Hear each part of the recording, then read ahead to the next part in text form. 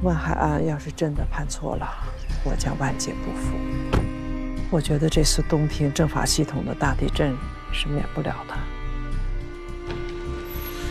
这次专案组来势汹汹，不像是只走个过场，敷衍了事。你的意思是，这不只是阵风？每次风来的时候，不都是天昏地暗？所有人都认为要改天换地了，结果呢，东平还是原来的那个东平。那你打算怎么办？主动找专案组说明情况，还是检举揭发？这有些人啊，一有风吹草动，就胡乱的检举揭发呀。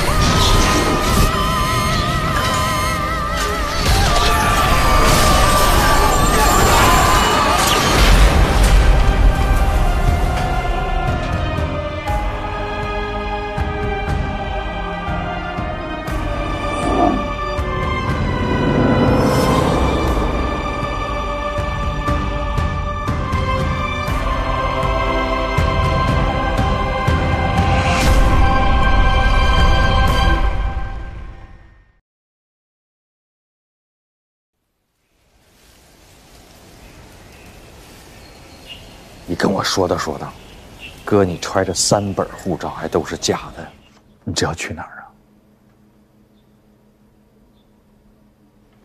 哎呀，洪亮，哥错了，犯错误了。作为一个公职人员，我不应该去买假护照。我确实错了，违规。我也不瞒你，我想去趟香港，给孩子上个保险。你像这种事儿跟组织说，他不会批我。再说这个事儿我也不能跟别人讲。哎呀，但是今天这个事儿说起来，我真的谢谢你呢。如果要不是你拦着，我就是错上加错呀，我这个错误就犯大了。不用谢，咱俩扯平了。嗨，我相信孙局，你一定也明白，说我们今天请你来，肯定不是说就因为这3本护照，或者说你想私自出境这个事儿。前2天呢，有这么一个人，哎，就坐在你现在的这个位置上，啊，他指认你了。他呢，你应该很熟悉，是你的老部下，他叫江红军。啊，你不用再说了。他咬我了，是吧？这么说吧，你们要是没有真凭实据，你们也不会抓他。如果他不咬我，你们也不会把我请到这里来。但是，我想问你啊，洪亮，你觉得哥是这种人吗？老领导把我一路提拔到今天的这个位置，多不容易。别人不知道我的为人，你还不知道吗？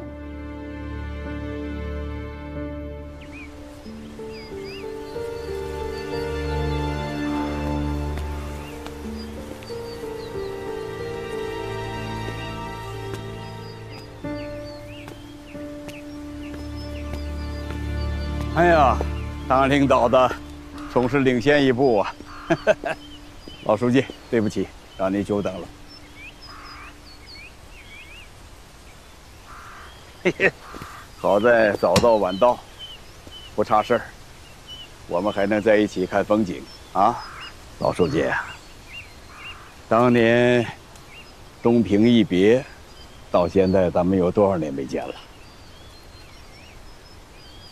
？10多年了吧？我们都老了。我是老了，但您看上去还是风采不减当年呢。当年我还以为我们从此就各行其道，老死不相往来了。山不转水转，这说明什么？啊，老书记，说明啊，咱们这是有缘分的。可是不管怎么转，猫还是猫，树还是树啊。李总啊，人老了就要服老，一代人自有一代人的活法，儿孙自有儿孙福，他们的路最好还是让他们自己走。啊，我听说于总弄了个庄园，养马种花，锦衣华饰，这样颐养天年很好，知足常乐吧。这小远跟你说的吧？说起江红军，这个孩子本质还是不错的，啊，非常好。我不知道你们还记不记得当年的829大案？那个犯罪分子那当时多嚣张，拿了2把自制的5连发呀，背了几百发子弹跟我们对射啊。那天是我出的警去逮捕他，我一脚就把门踹开了，那个子弹真的就在我耳边往后飞呀。当时江红军突然间就把他给扑倒了。江红军就是因为这个立的2等功，啊，回来之后我们给他提了大队长。那就是说，其实孙局你对他还是很认可的。那当时非常认可的。那你分析哈，因为你熟悉他嘛，这样一个民警是怎么能够说一步一步走来走去，最后走到你现在这个位置上的呢？我坐的这个位置，你现在你还不能定性。那是，他怎么走到这个位置上来呢？我这么跟你讲吧，他自从当上这个大队长之后，他慢慢的他就形成了自己的一个小圈子，这个社会关系就变得极其复杂。说真心话，我对他交往了什么人，啊，和什么圈子打交道，我真的都不是很清楚。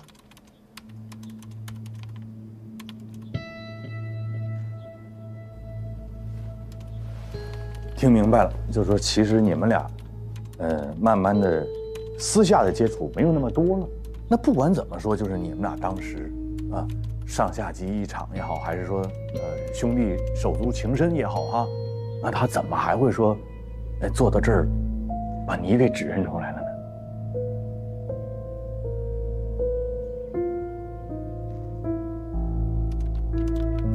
这个，我想可能是因为我当了他前进路上的绊脚石。怎么讲？在进党委的这件事情上，几次我都投了反对票。为什么呢？因为他太江湖，我想再锻炼锻炼他。当然了，这个事儿我也直接跟他讲，我说你不能这么江湖，啊，你是人民的公仆啊，你是一个执法者呀，你不能总讲这个人情世故。我想可能是因为这些事，他对我产生了怨恨，他甚至还会说，就是我呀把他拉上了这条船，而且还不止一次的讲，我非常痛心。所以接下来关于江红军对我所有的指控，我都不予回答，因为都是诬告。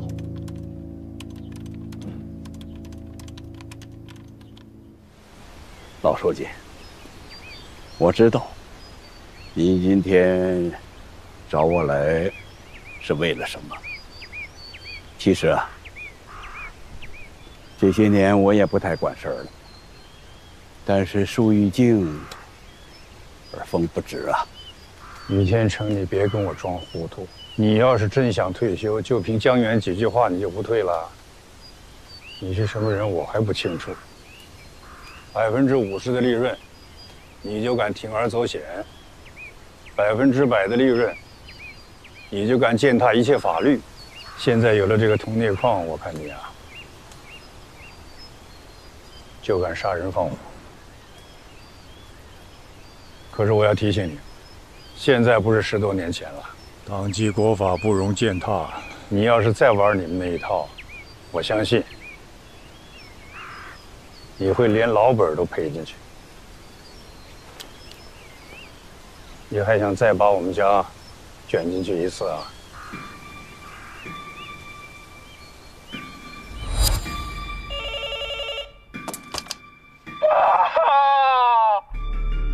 我出事了！我出事了，妈！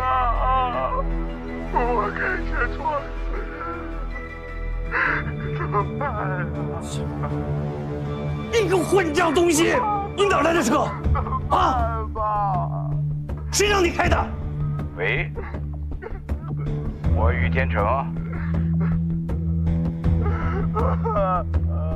你儿子把人撞死了，醉酒、无照，再加上撞死人，江书记，这至少也应该是7年吧。我们现在在平南大道，你赶快过来吧。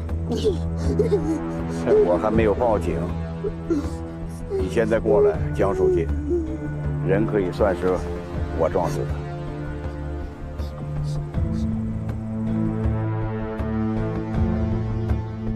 于天成，没想到你动了这么多脑筋，最后动到江远头上了。想过这么做的后果吗？怎么，江书记，你就不想想你儿子的后果了？啊？你们过来就都明白了。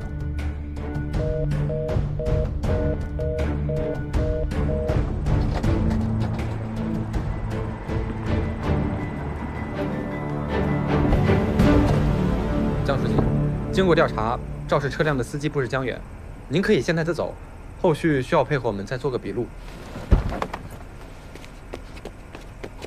去，慢点。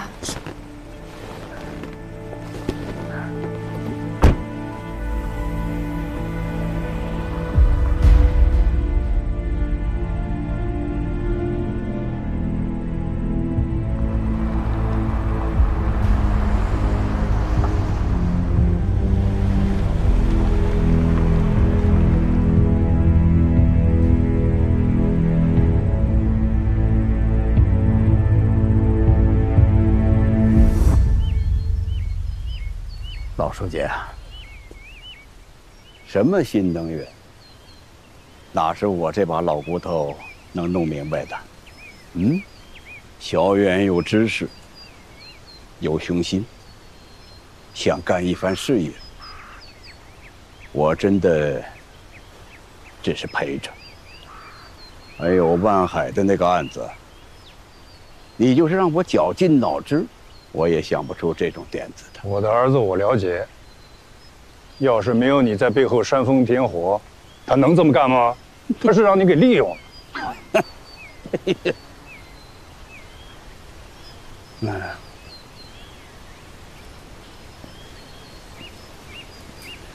好吧，于总，你到底要我怎么干，才肯放过江远，放过我们家？老书记，谁放过谁呀？那座矿山本来就是我的，事情发展到今天，我们都收不了手。我和我的学生，包括你，早就被裹进去了，而且是被你们家江远给裹进去的，不是吗？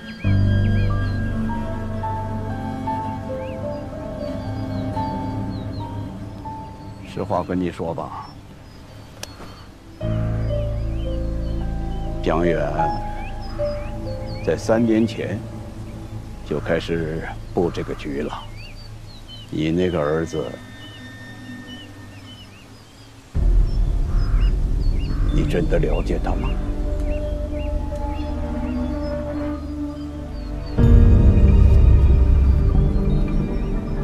那，咱不能在半山腰待着吧？走吧，继续上山，啊！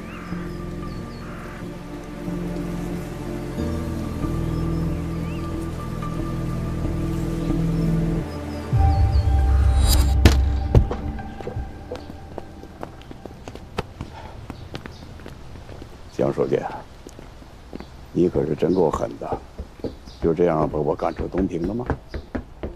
你可以不接受啊，但是你要搞清楚啊，这件事情只有我能帮你，否则你就是杀人犯。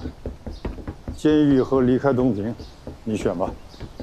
我可以接受，但是你必须再帮我一个忙。别得寸进尺啊！开枪那人叫王大有，我把他当儿子，你必须帮我把他捞出来，这样我马上就离开东平。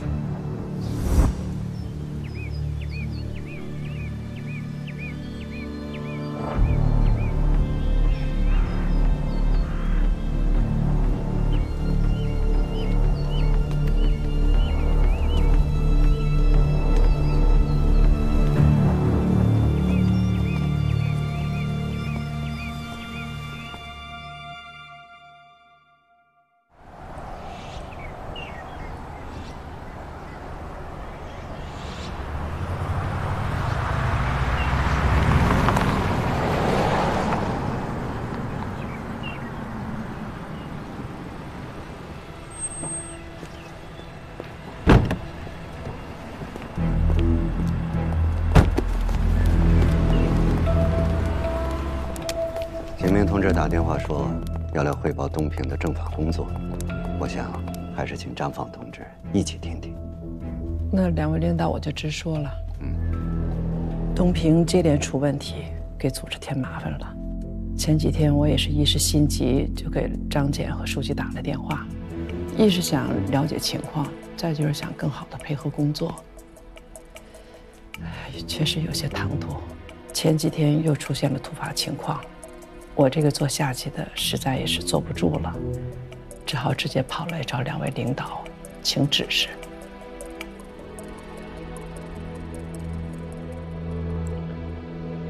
金明同志，你的心情我非常理解。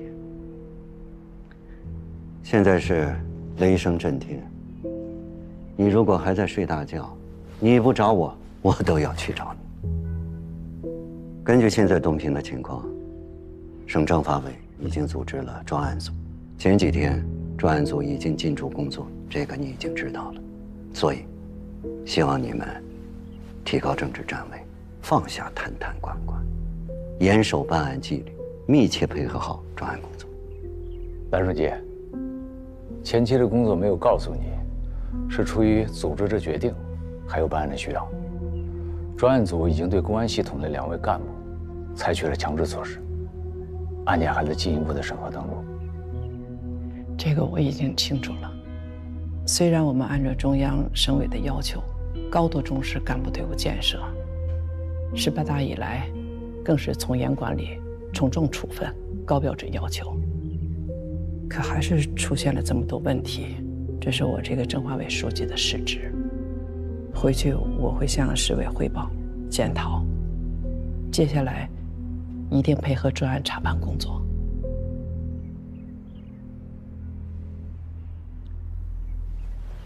金明同志，你有这样的态度，我很高兴。相信我们这次行动一定能够取得成功。作风问题具有反复性，所以必须按照中央的要求，把纪律挺在前头，常抓不懈，久久为功。我们共同努力。我们顺着程子健这条线摸到了陈胜龙以及天龙集团的所有信息。目前天龙集团是东平市首屈一指的大型企业，最近又开始涉足新能源产业，这就和万川矿业产生了联系。怎么说？天龙集团要买下万川矿业，当时管委会的副主任柳运还带着他去考察过，但是没有谈成。啥回事？就在咱们专案组到来之前。矿山事故发生之前。您接着说。15年前，他因为一起交通肇事被判刑，坐了1年的牢。出来以后，他就去了一个叫大成矿业的公司做了业务经理。2年以后，成立了天龙集团。他这2年发家够快了呀，那他这公司就一点异常都没有吗？当时公司成立的时候呢，注册资本是1个亿，可我们调查发现，没有其他公司注入资金。完全是陈胜龙本人100%出的资，没学历没背景，他白手起家啊。还不止这些，天龙集团在东平一直从事的是房地产开发和城市改造，东平好多的楼盘有知名度的，全部都是他们开发的。特别值得一提的是大都西山这个项目，目前是东平市最高端的住宅区。大都西山不是你之前去的那个地方？所以，我们对大都西山也进行了深入的调查，结果发现，东平市不少司法人员在那儿都有房产，包括孙飞、温琴、江红军，还有李仁俊，但落名是他的妻子柳运。这位陈总倒是对东平的领导都很上心啊，这都快给他建成家属院了。现在把焦点放在陈胜龙身上，黄老师，咬死他，有任何情况第一时间通知我。好。2位组长，张简电话。散会吧。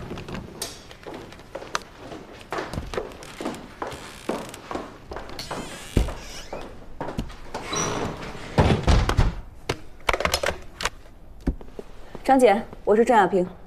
你好，我是洪亮。刚才严书记已经把专案组进驻的事情告知了东平政法委。你们现在已经转入阵地战了，也不用再投鼠忌器，现在应该尽快的撕大口子，快速突进啊！不要给他们以任何喘息的机会，防止他们相互勾结，订立攻守同盟，给我们的办案增加难度，知道吧？请领导放心，我们一定会全力以赴。好。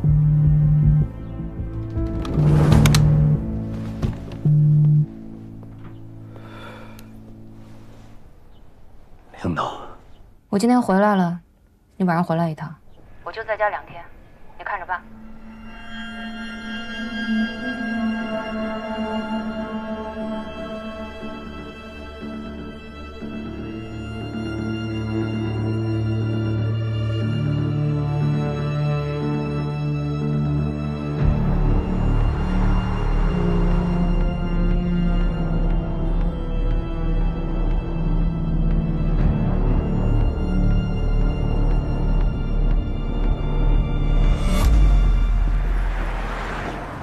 接到通知了，看来这把火是要在东平烧起来，来势汹汹。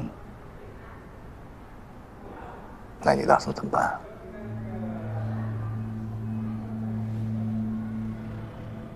你呢？据我了解，你应该是不会引火上身。孙飞、江红军。这2块料都是我的手下，都抓进去了。省院11部是干什么的？全员出动，查什么不是一目了然吗？我能脱得了干系？那你怎么还坐这儿这么淡定，感觉置身事外了似的？这话得这么说，孙飞、江红军干的事儿，那是他们自己的事儿。他们这种害群之马，早就应该接受组织调查。那你不得有领导责任吗？我承认我有领导责任，我可以接受任何处分。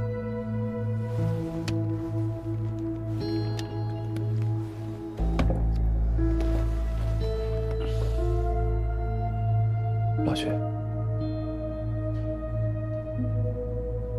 咱们办过那么多案子，拔出萝卜带出泥，见的还少吗？你这话没错，可是我跟你说，就这俩孙子，我早就看他们不是好东西。专案组来了，我绝不能躲。我要是想躲，我一早就躲得远远的了。你能躲，我就没这觉悟。就这门外边这些人，有多少人，都是谁在往里头，我都不知道。我躲不了啊。那你打算怎么办？主动找专案组说明情况，还是检举揭发？这不就是拿不定主意才来找你聊聊吗？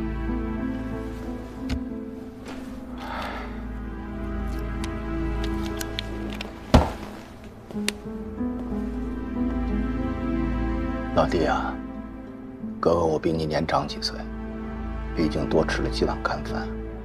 这次专案组来势汹汹，不像是只走个过场敷衍了事。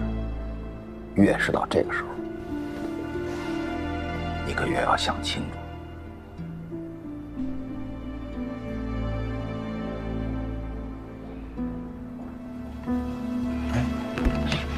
你的意思是，这不只是这风，东平这些年也刮了不少风，每次风来的时候，不都是天昏地暗啊？所有人都认为要改天换地了，结果呢，第二天早上起来，太阳照常从东边升起，东平还是原来的那个东平。但我这次觉得，东平不能再是原来的东平了，很多问题早应该从根源上解决了。反正我是把这件事情的可能性跟你大概的阐述一下，拿主意的还是你。咱哪说哪了啊？我还有个会，我先走了。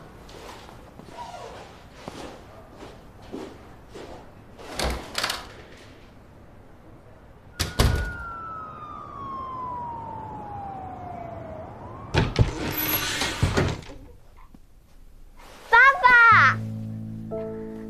哎呦！爸爸！哎呦，好久不见，爸爸，洪亮。你怎么这么长时间没回来呀？蓝书记，爸，兰姨，那你们俩我去哄豆豆睡觉去。好好，给兰奶奶再见。哎呦呦呦呦，要来了！哎呦，奶奶晚安。哎呀，晚安晚安，来宝贝儿，来走再见。嗯，你们聊啊。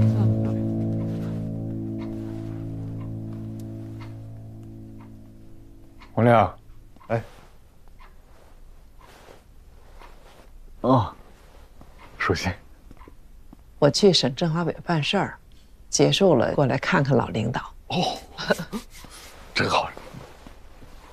我先跟徐东同志汇报一下，前一段时间我们还是指导组呢，那时候在东平工作，书记呢专门请我们指导组吃了个饭。就我私心认为啊，是因为我在，所以书记才安排这顿饭的。席间，第一句话，书记就向我问候您，很惦记您，非常温暖。老领导是我的恩人，都是应该的。向您学习。行了，你坐吧啊。好。今天我见到严书记了，他跟我讲让我多配合你们的工作。这我还没回到东平呢，就这么巧在这儿就碰上洪副组长了。那我这司的工作都有了，向你报个到。哎呦，可不敢，可不敢。真是这样，您指示。工作上需要我配合的，你随时吩咐。我们东平的工作，也希望你们不吝指教，多多帮助。谢谢您的支持。你说这领导让我们支持配合，我呢就是希望我们俩先多沟通，多交流情况，彼此呢多体谅，相互支持对方的工作，把双方的这种工作热情都调动起来，才能更好地完成组织交给我们的任务。明白。但是洪亮，跟你说句实话啊，我现在心里没底，我不知道怎么能精准地配合好你们。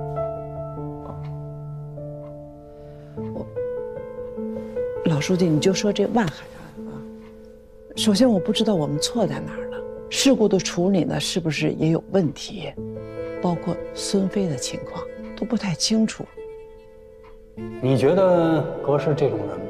老领导把我一路提拔到今天的这个位置，多不容易。别人不知道我的为人，你还不知道吗？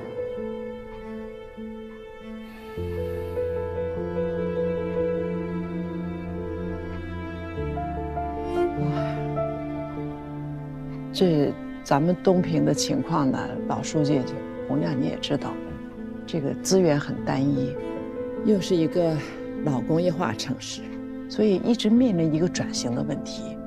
可以说咱们都几乎就是没有希望，但是这同念，它给咱们带来了转机。下个月，王书记准备召开新能源的招商引资大会。好事。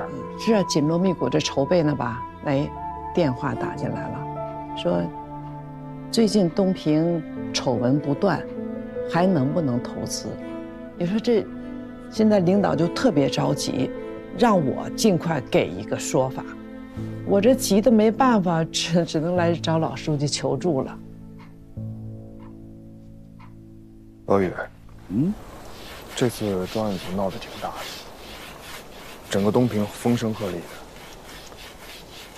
我觉得吧，我们得想想退了，现在把他们送出去，要真查出什么好歹来，他们也已经出去了。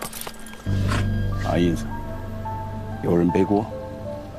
那这些人就真的回不来了？我是说万一，那我们总得想想退路吧。万一要真出事了，我们走不了怎么办啊？你听好了，这些人可都是跟我多少年的，少在这给我指手画脚。我真没跟您指手画脚。那要是他真是被抓了，你确定他不会把你给供出来？啊？哎，我知道你把他们当学生，那他们把你当老师了吗？你是不是忘了之前他怎么跟你叫板的了？他有跟你念旧情吗？老宇，咱真不能妇人之仁，当断则断呐。怎么断？哪个事儿能断？跟谁能了断？少在这给我煽风点火！你知道我跟这些人的关系吗？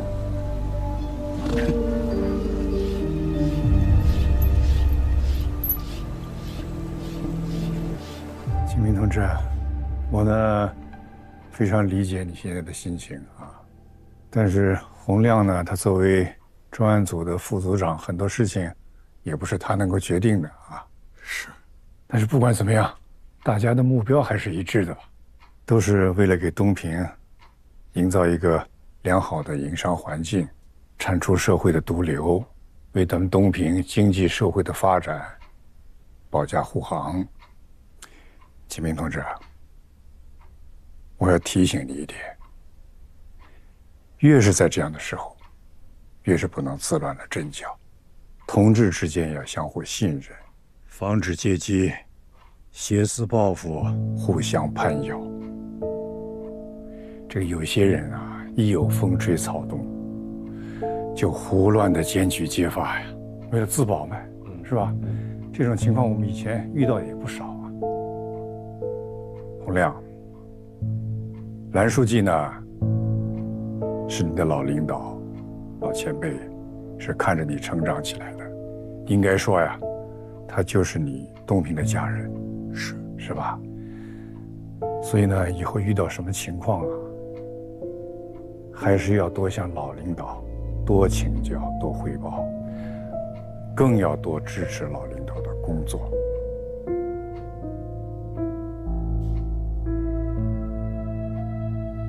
我全力以赴。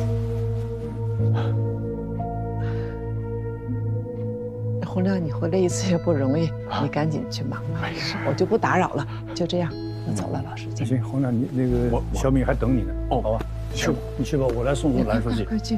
好。不用送了。哎，走。你快去忙，就到这儿啊，就到这儿。你得加件衣服吧。好，洪亮呢？再见了。您一路平安。哎，再见。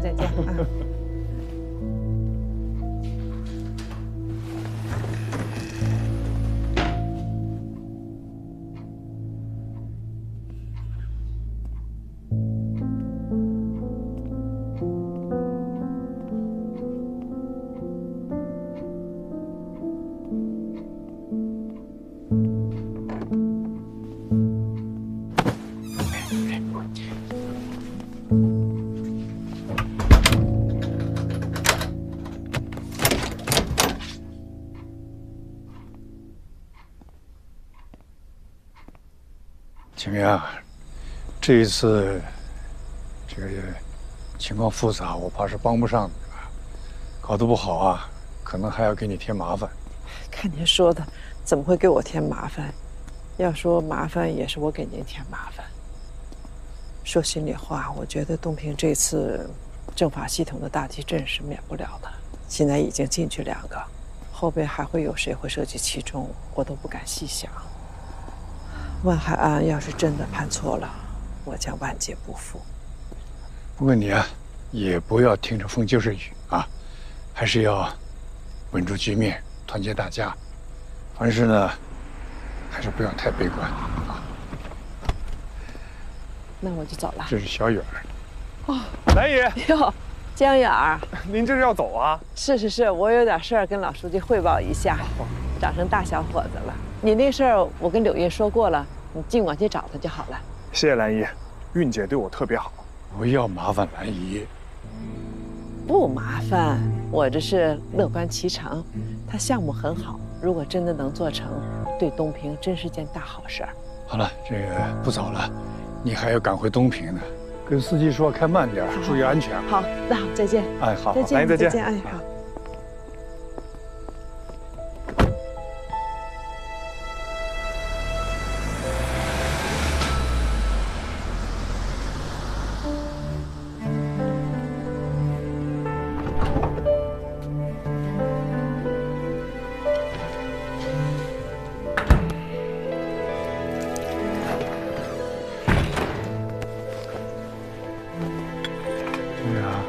还想跟你说2句啊，还生我气？好吧，那天是我不冷静，我向你道歉，啊。您不用道歉，事情都过去了。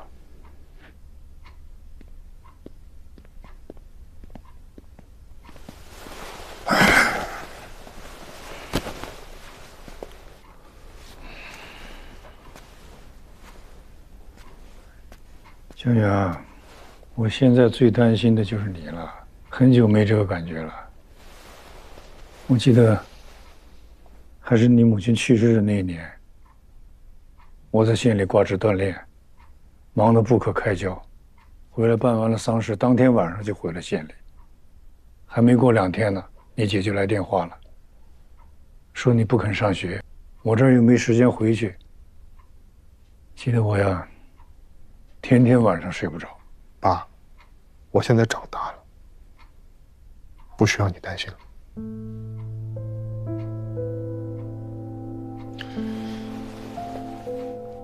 我困了，你也早点睡。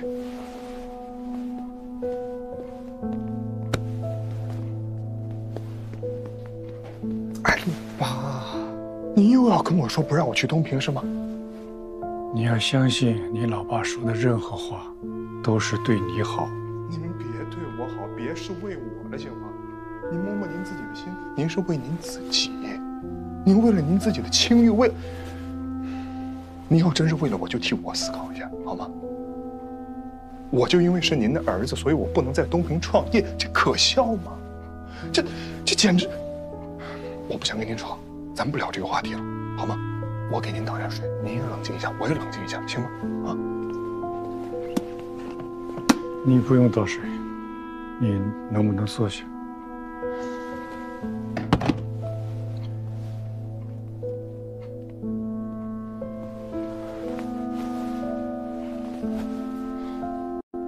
我知道，你从小到大，整个成长的过程，我是缺位的啊。但是我看到你现在的成绩，我很欣慰。你也有能力，有学历，我相信在任何地方，你可以创造一番事业。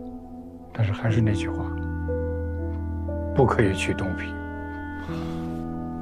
我们在这边已经投了几个亿了，现在不是我一个人说停就能停的。现在已经不是钱的问题了，立刻回头还有希望，否则的话，我回什么头？我就是正经做生意，我创业，我有什么需要回头的？我做什么伤天害理的事儿了吗？你知道东平现在的事儿有多大呀？我需要知道吗？专案组正在查东平的事儿，你不要去趟这个浑水，好不好？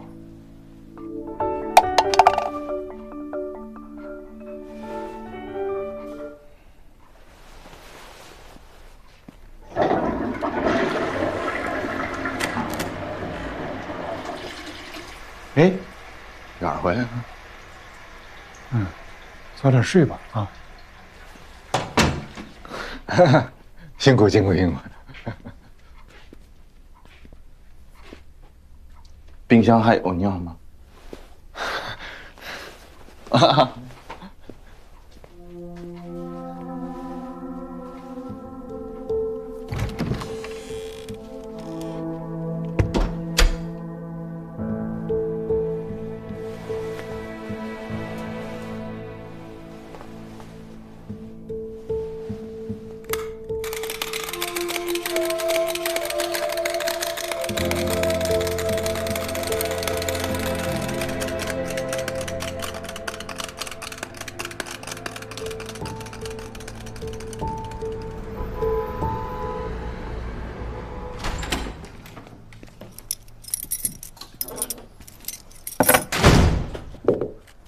我使机枪啊！你过来，你来帮我一下。来了。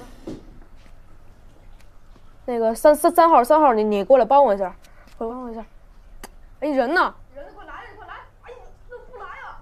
哎呀，办案子证据充分就行了，达到法律真实，不要苛求客观真实。事实一天不清楚，证据一天不确凿，万海案就不起诉。如果王玉有问题，那么说万海这个案子就做不实诚。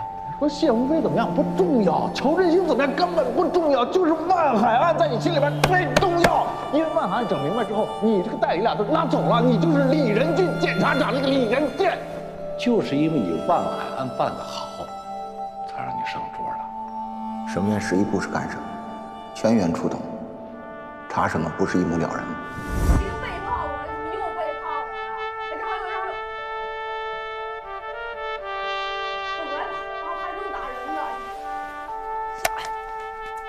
我算打了，别背叛我！今天考了高分啊，那个刘主任特批我今晚能多玩1个小时。行啊，考得不错呀。哼，那可不，你也吃点这个，挺好吃的。说你胖，你还喘上了。哼。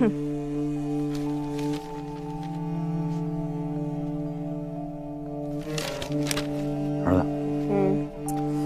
问你个问题啊。我说，假如啊，你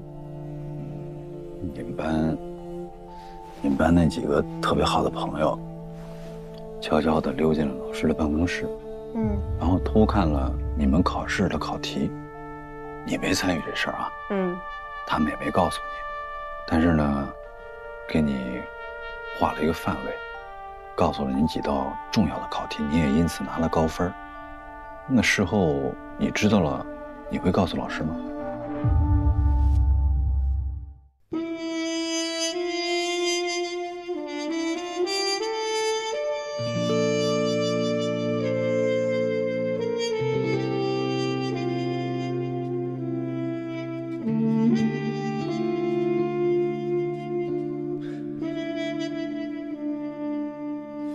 萌芽藏进土壤，阴暗着窗，窥不见光。何时探出希望？迷雾不再隐藏，时刻寻觅生长，直到无从遮挡。做一朵野火里烧不尽，春风来吹，又生冷冻里盛开的花，灰烬里挣脱，要真相不在沉默中掉落。做一朵狂风也遮不完凌云中开不败的冷冻花，写成结之光，让无